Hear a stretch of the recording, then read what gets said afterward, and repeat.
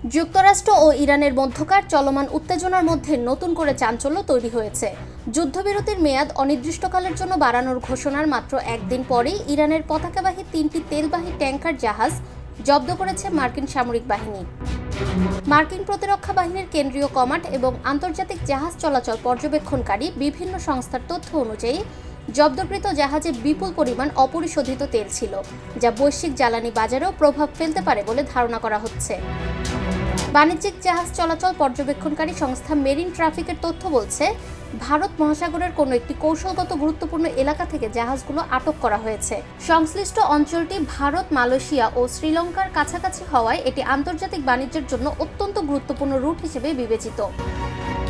বিশ্লেষকরা বলছেন, এই জাহাজ জব্দের ঘটনা শুধু সামরিক বা কূটনৈতিক পদক্ষেপ নয়, বরং এটি অর্থনৈতিক চাপ সৃষ্টির একটি বড় কৌশল।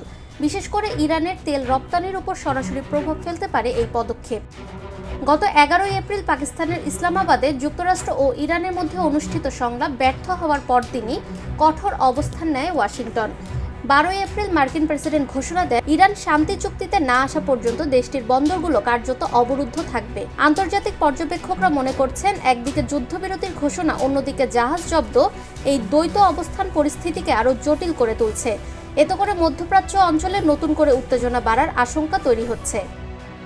বিশেষজ্ঞদের মতে, সামনের দিনগুলোতে যুক্তরাষ্ট্র ও ইরানের সম্পর্ক কোন দিকে মোড় নেয় তা নির্ভর করবে কূটনৈতিক আলোচনার অগ্রগতির ওপর।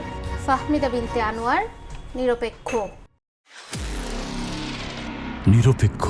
সত্য প্রকাশে আপোষহীন।